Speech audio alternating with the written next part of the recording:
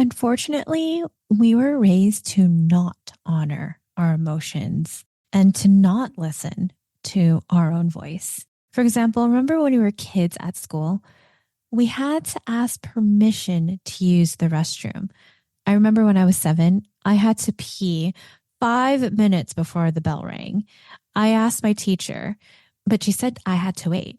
And I was a kid. I couldn't control my bladder. I couldn't wait. So what happened? I peed on my chair in front of all of my friends. And since then, we've been told to do a lot of shoulds in our life, where we're shoulding all over ourselves, right? You should do this job. You should get this high degree. But what about what you want? And a lot about growing up and being an adult is actually relearning how to honor our voice and what we want and need. So in this episode, I'm having some real talk with one of my former clients, a Reiki healer who also does facials in Pasadena. It's with Lidia Galvez, owner of the Pink Crow Shop in Pasadena, California. She's so good at the work she does. I actually just saw her, did a healing session with her. We actually recorded this episode right after. And I actually hire Lydia and her brother Abraham to host sound bowl healing Reiki sessions in my retreat. So in this episode, Lydia will show you a meditation you can use when you're unregulated or unsure about your emotions. And before I drop the beat, just a reminder to please hit that subscribe button, whether you're listening on Apple, Spotify, or whatever streaming platform, because it lets these platforms know how women of color and allies like you see how important this podcast is. All right, let's drop the beat. Hey, I'm Elaine Lucartas. I'm a business and career coach for women of color and allies. LA Weekly awarded me the #1 thought leader, and Apple News named me one of the top 5 business coaches. Done doing the most as a woman of color or ally, and you want to create your own definition of success and happiness? Well, grab your coffee, tea, or boba, and let's do some business and career real talk. Legacy leaders, if you're watching this on video, it looks like we're about to do a YouTube recording jam session. So we're talking about how to honor our feelings with my friend, former client with Lidia Galvez, also known as the Pink Crow. So how I'm feeling right now is I've been farting up a storm. Yeah, she has been farting up a storm. We've been releasing. Sorry, people are like, what type of releasing? Sorry, Yeah. let me rephrase. Lydia is a healer. So I just did a session with Lydia. We did some theta, Chronic healing, Reiki, and and some somatic work. and apparently some gas release as well. Yes. But when you Happen. feel, Mhm. it comes out of your body. Yes, you can purge through your sweat, through It was your not tears. for Rianne, so I just want Yeah. to share that. Maybe. Well, it's too soon. I'm closer, by the way. Okay. So let's go back to what you're talking about. How Yeah. to honor our feeling and also protect ourselves from other people's feelings when they're going through things. Yeah. So I think discernment is What is kind of- discernment? Discernment is being able to discern, like to know whether something is yours or something is someone else's, discerning between what's your own feelings and what's other people's feelings. Knowing the difference is discerning, Yeah. like knowing that difference. It's really important to know the difference because when you're empathic, when you are sensitive to energies, to other people's shit, to other people's stuff, it can be enmeshed with your own and you can feel dysregulated and it might not even be your own stuff. You could be hanging out with your mom and dad and they're like, blah, blah, blah, blah, blah, blah, blah, blah. Their worries, their frustrations, talking about your tias and your whatever your tios. And then all of a sudden you're in the car and you're like crying because Gosh, how many of you are probably did that before hitting record and realizing we're talking about farts and feelings? I love that. Oh, you're so quick. You're just like so witty. I know. It was the healing that we just did. But yeah, I like what you said about discernment. I mean, I Yeah. think I'm curious, like as first gen immigrants, because I think about, this is an apology to all of my exes and old friends that I remember when I would feel a certain way, I would blame the other person. I'm sorry. Like you're making me feel angry. Yeah. And then like Yes. thinking in my head, mind you, I didn't go through my healing. I didn't go through my therapy. I didn't go through my healing session with you where I'm like, wait, that's not them, that's me. That's you. And even having to take myself away from the situation, allowing myself to self-regulate and cool down. Yeah. So one of the ways, and I'll just give you a very personal example. My husband, and I got into it over a hospital bill, an emergency bill that came. I told you. Yeah. Right? But our listeners could hear it. And, he was complaining about the bill and our daughter, who was born with a very rare condition having to do with her stomach, her intestines. I had some post-traumatic stress about that, right? And then I took her to the hospital because she had food poisoning and she was complaining about her stomach. Long story short, we ended up getting that emergency room bill and he was just going off. And my immediate reaction was to just go off right back at him, right? And so I met him where he was at. In the moment, as I was yelling, raising my voice and cussing, I caught myself and I said, oh, I am dysregulated right now. This is not okay. Let me kind of honor my emotions. Yeah. And I left the room. Yeah. I just kind of stopped arguing with him. And my daughter, mind you, was in the dining room. So she was in the space that we were arguing.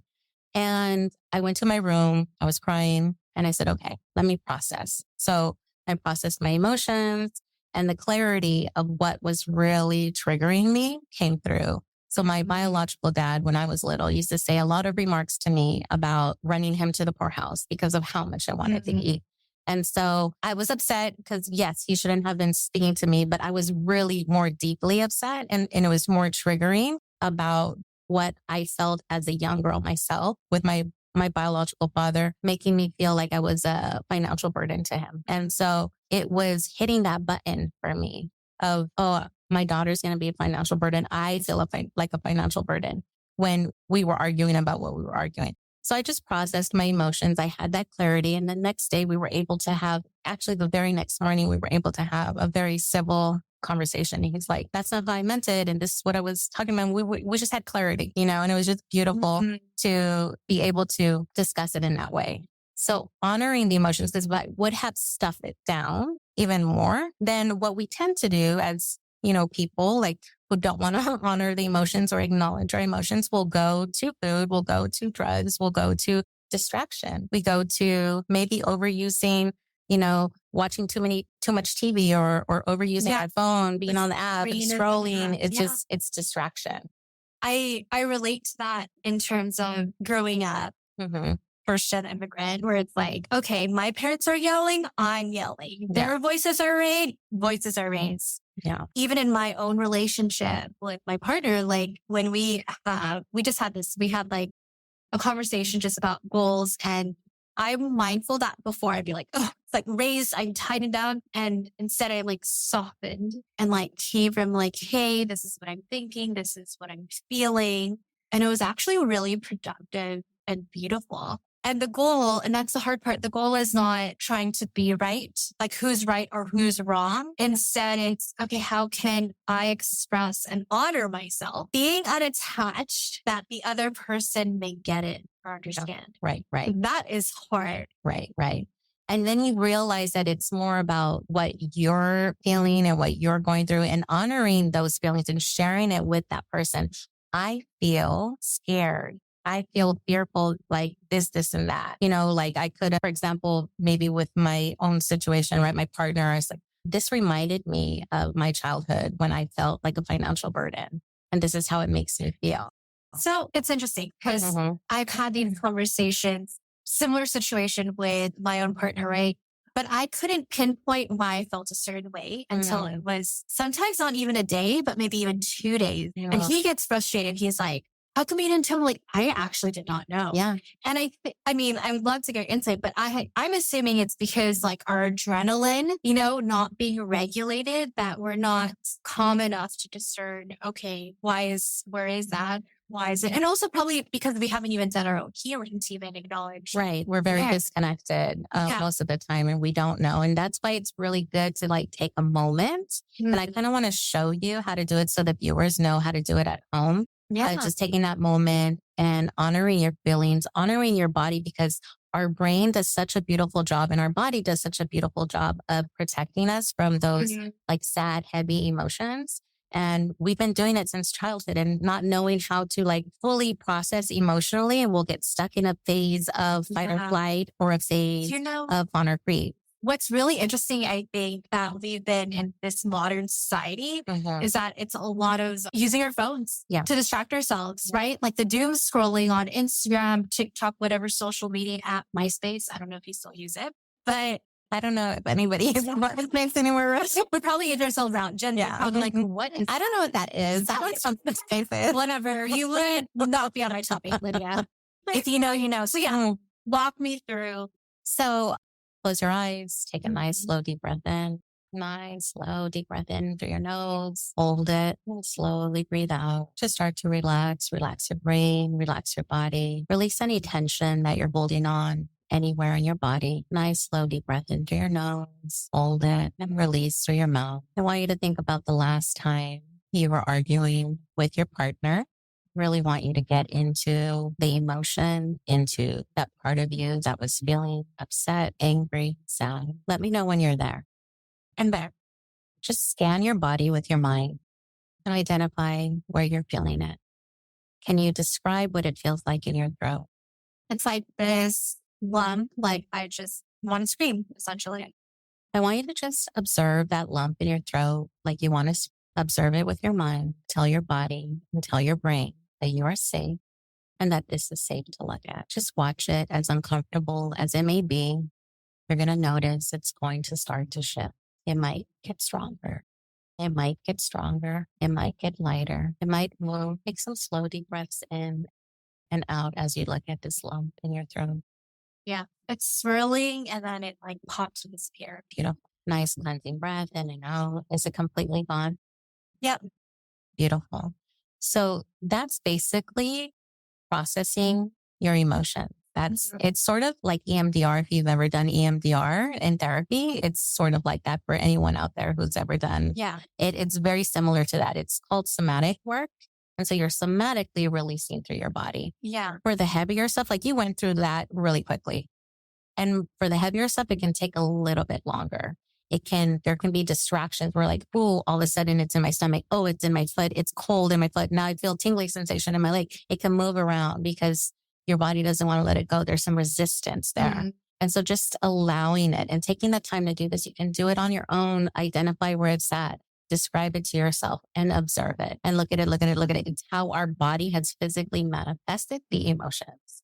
So what I want all of you to hear, it's like when you are feeling that emotion, giving yourself time and space alone. Yes. Right. Acknowledging, okay, where do I feel it in my body? Yes. How does it look or feel?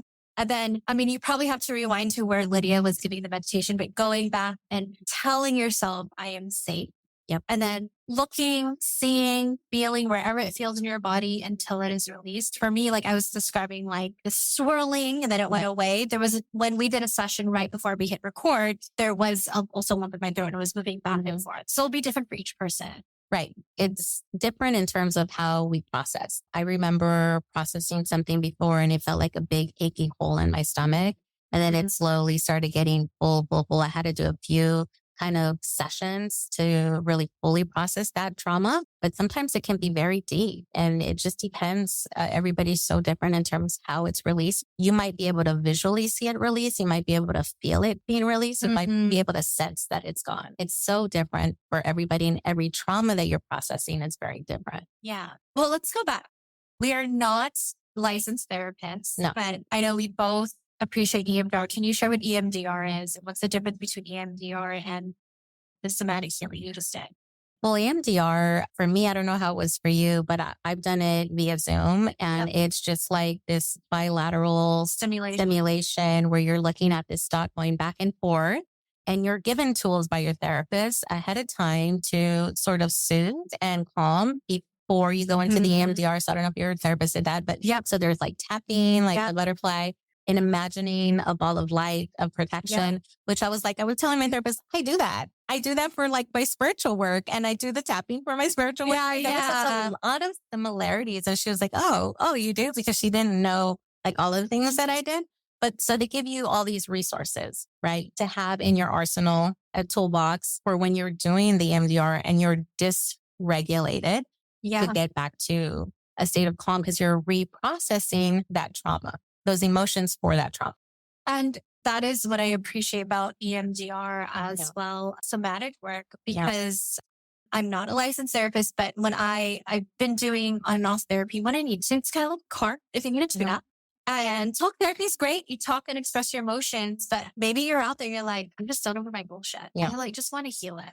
I know how I feel. I know where the memories from. That's great. But you need to rewire your neurons or whatever it is. Absolutely. In terms of that trauma so that when there's a similar situation, present or future, it doesn't happen again.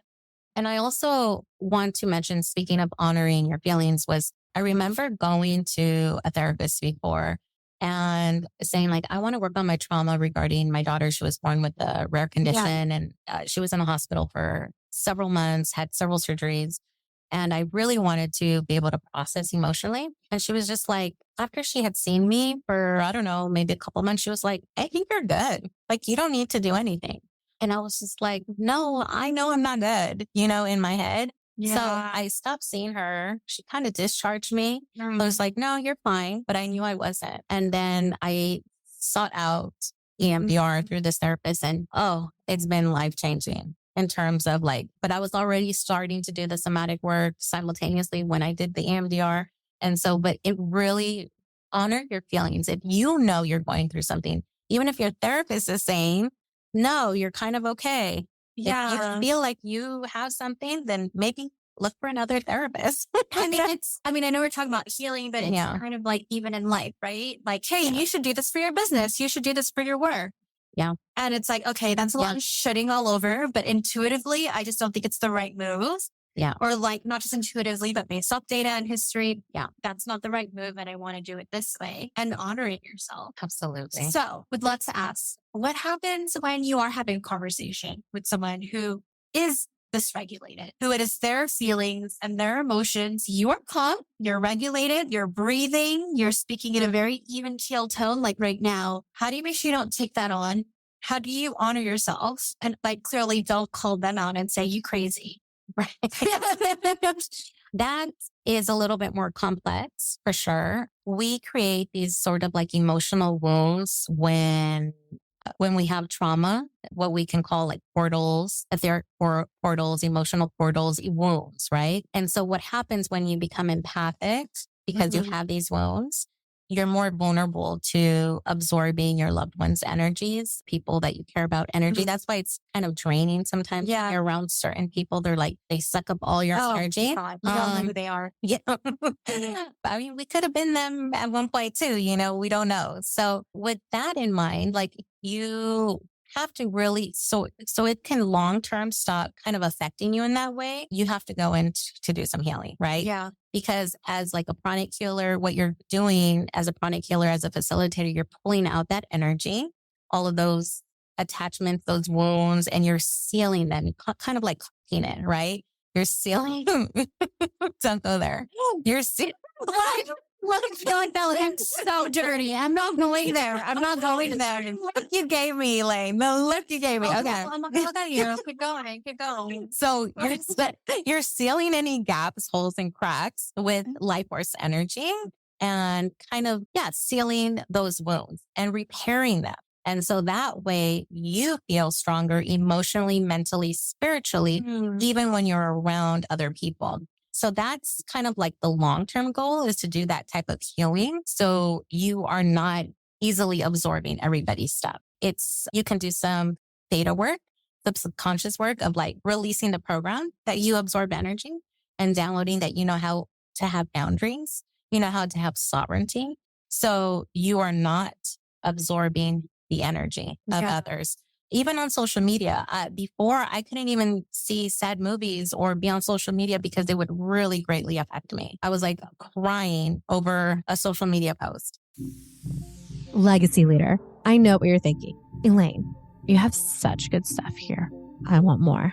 So if you want more tips and advice for your business, career, and life, sign up for my Gifts and Gifts newsletter at elainelu.com/join. That's JOIN.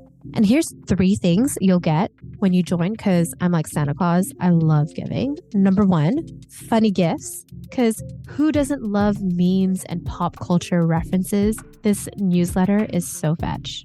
Number 2, receive actionable gifts. That's business, career, and life tips that you can start doing today. Third, the gift of me. Not only do you get my wins, but also my failures, my reflections. My Gifts and Gifts newsletter is like an up-to-date diary. Think Zanga or Life Journal for my fellow millennials, where I share vulnerable stories, relatable mistakes, and important life tips like what to watch on Netflix, like when's the next Bridgerton season. So if you're ready for those fun gifts and actionable gifts to create a more sustainable life, then join my newsletter at elainelu.com/join. That's JOIN. All right, let's get back to the episode. It's like weird. I'm like, I go on YouTube and I want to watch like kids be surprised by their Marine dad. And then I purposely do that. And then but what are you doing? Why are you crying? I'm like, I just want to feel that.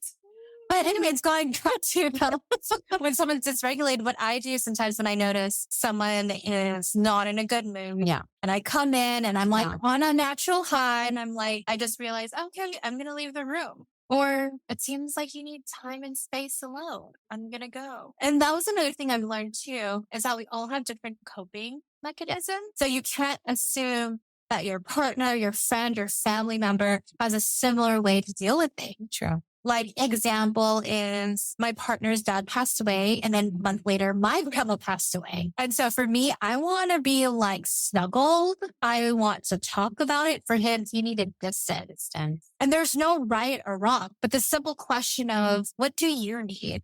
Right. And taking your ego out. And I did a lot of healing with my therapist on being codependent. I'm like, okay, he, she, they need space to themselves. Let me just step out. Yeah. Another good one. I really love that because it's so true.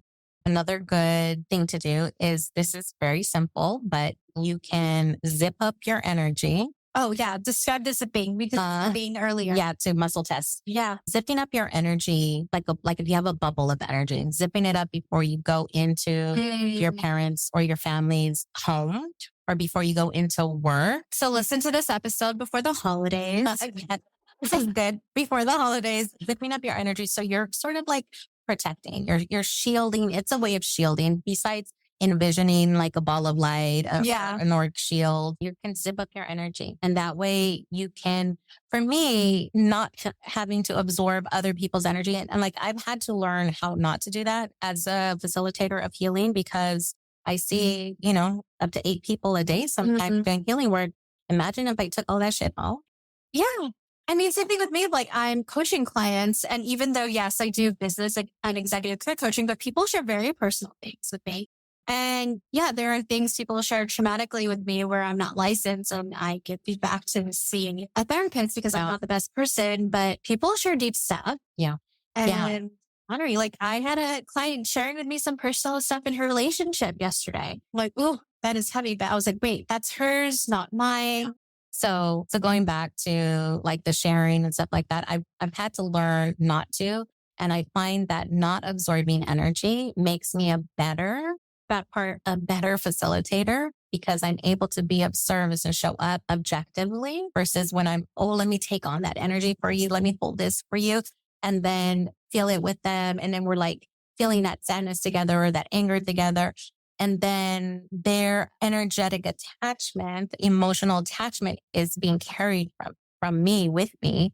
And then she can leave my space, but then we're tied energetically. There's those cords, those energetic cords. So I'm better to be of service, not being attached in that way. I can be objective, and really, because when you are in shock, you can make good decisions when you're right. And so if I'm objective and not allowing that energy to affect me in that way, I'm able to make better decisions, know how to better facilitate the session. Zipping up the energy, cleansing your energy, envisioning white light, cleansing your energy. Watch any dirty energy going out of the floor, going There's into so the much earth. dirty energy in this room when I was in session with her. I'm kidding. You were really So there's so many ways of like, you can be in this space and then like envisioning cleansing light while you're talking to someone. The white bubble helps me a lot. Like before I go to a session, whether in person or like before Zoom or Teams or whatever you use, like, okay, it's white bubble. Yeah. Some people do a flame or a purple bubble. I think you taught me this, where it's like, you look at yourself, whether in the mirror, it's like, okay, this is my gray shirt. Oh, yes. Her. Yes. Glasses. Oh, I remember when I used to teach that. Yeah. It's Right. like, so then, you know, like, okay, that's her pink glasses. That's her challenges. This is my black shirt. This is my hot mess. Yep. Exactly. Like when you're in the moment and someone's sharing with you the way you're looking at me like now, I'm like, she's wearing, you know, turquoise glasses. I'm wearing a black shirt. She's wearing, you know, shorts.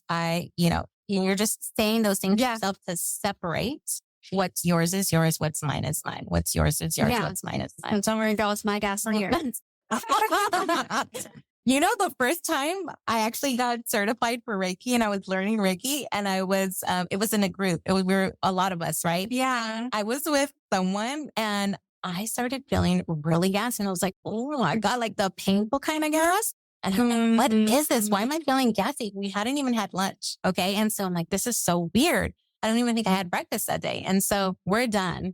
She does me. I do her. We have a bathroom break and I think we went to lunch. She runs to the bathroom and when we were at, there was like an echo.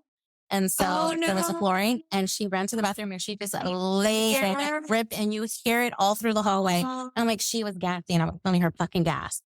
Like I was feeling that shit. Yeah. Oh my God. Interesting. Yeah. I don't think even a lot of people know this, but like I'm Reiki certified myself. Yes. And sounds so LA because we're both from LA. Like, maybe not Reiki. Shade. But I want to talk about what is Reiki.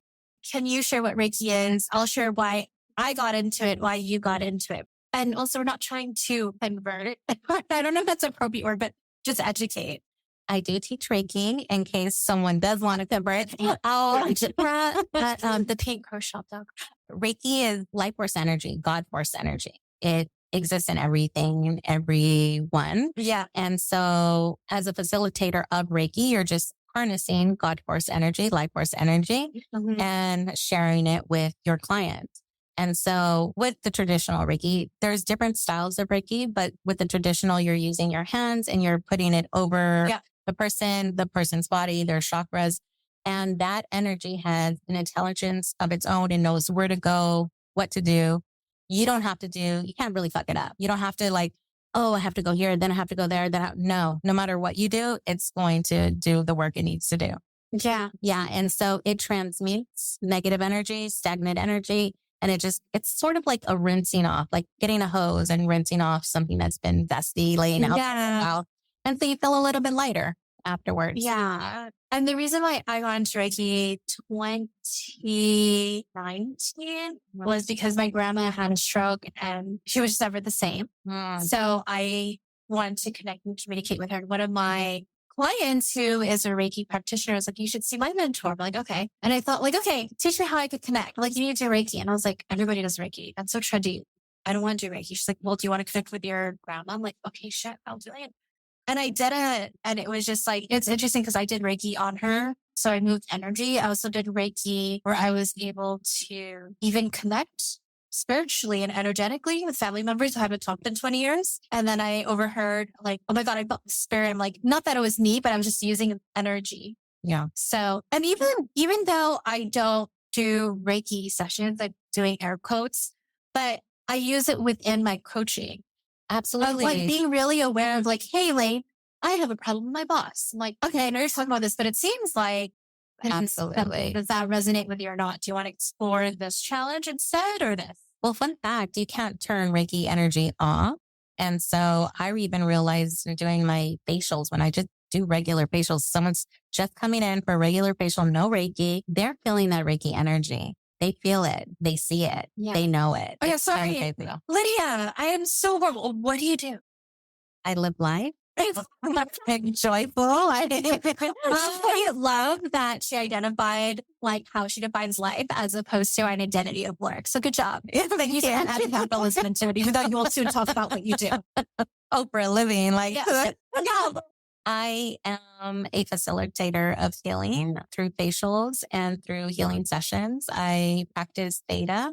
I practice chronic healing. I practice Reiki. I practice somatic work, and I do some pretty fabulous facials, skincare, anti-aging, pigmentation, acne facials, all kinds of facials. And she's located in Pasadena, California. I also get the privilege of having Lidia come to my retreat with her brother to do sound bowl healing and just energy healing work. I don't know why I keep inviting her, because each time I do, she makes my clients cry. Why do I? Why do I? I have no idea. I don't know. It's fun. What it be? No, I really love, helping people help themselves and empower them and have the tools, just like in the beginning of doing the somatic work. We all have the tools, and we all have the power to heal ourselves, and we just need the tools, and the guidance sometimes. So yeah, I really enjoy it as much as your clients do cry, but shift happens. I love you said shift and not shift. Shift happens. You should trademark that. I probably saw it somewhere. Maybe it's it's probably trademarked already. Yeah. Any last words when it comes to honoring our feelings, protecting our feelings from other people's feelings? Any last words you want to share? If you feel like you absorb too much, seek out some guidance through at the Pink Crow Shop on Instagram. And then do the somatic work. As silly as it may seem, doing the somatic work will really help honor your feelings and how they show up. And then after doing the somatic work, it just gives you the clarity that you need sometimes. So you will get the clarity. And then you can go to your therapist if you're going to therapist and say, this is what I need to kind of work on, because that clarity comes up through the somatic work. When I was doing my trauma-informed certification, I remember my facilitator was teaching us how, unfortunately, when we were young, we were taught not to listen to our own bodies and to ourselves. Do you remember being kids and you having to ask permission to use the restroom? I remember I was 7. The bell was going to ring in 5 minutes. I really had to pee. I asked my teacher, can I go pee? And she's like, no, you have to hold it. I was 7. I could not hold it. So I peed on the chair. So I share that because it's wait, how come I don't know what's wrong with me? How come I can't be aware? It's because, unfortunately, we've been conditioned to not honor and listen to our own bodies and our own feelings. So it's kind of fun. If you have a hard time, I feel go hang out with your kids, or if you don't have kids, nephews and nieces, because kids are so aware. They'll straight up tell you, Mom, what's that black thing on your face? They're so honest. They're so honest. And yeah. Absolutely. Yeah. Kids still to this day, the classrooms, they're you can't go to the bathroom. So I tell my girls, if you need to go, you go. I don't care if you get in trouble. Just go to the bathroom. But I know. Yeah. We were conditioned before. Yeah. It's a reconditioning to unlearning. Yeah. Or relearning. Yeah, that's right. That's right. A relearning of it. If people fall in love with you and they want to do a session with you, how can they find you? On Instagram. Okay. The Pink Crow Shop. I'll put it in the show notes just in case. Thank you. Or my website, www.thepinkrowshop.com.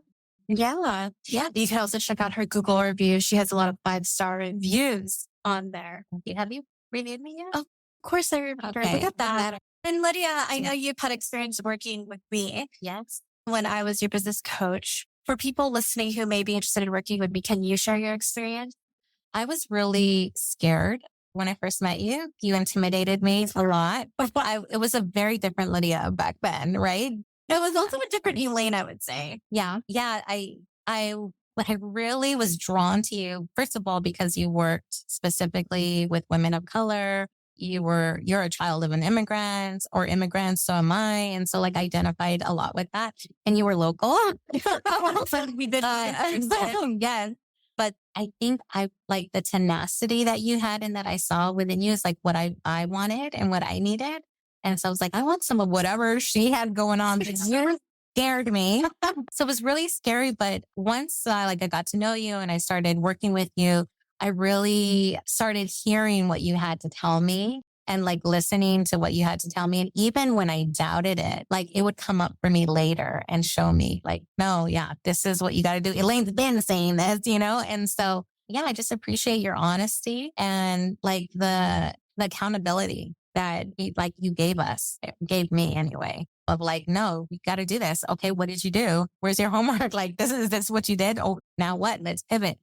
all those things, like just keeping me accountable and just being you. I appreciate you. Lydia does amazing work.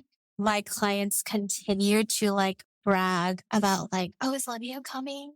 I was like, you want to ever make you cry? Like, I don't understand what you're doing. Like, and also we have a retreat coming up April 18th and 19th. Yeah. So if you want to come, go to elainelu.com/retreat. Yeah. Your retreats are always fun and healing, empowering. Yeah, absolutely. I think besides obviously having you there, but I think what I love about it, and Lydia also hosts her own event, so be sure to follow her on Instagram. I know you announce it, but is seeing other diverse women of color, and even if they're in different fields, whether it's their career, their business, their life, different ages, it's nice to know that we're not the only ones going through shit. Yes. Yeah. Community. I know. It's like, oh, we're messed up together, but I'm going to honor my feelings and your feelings different. Those are good black boxes, not mine.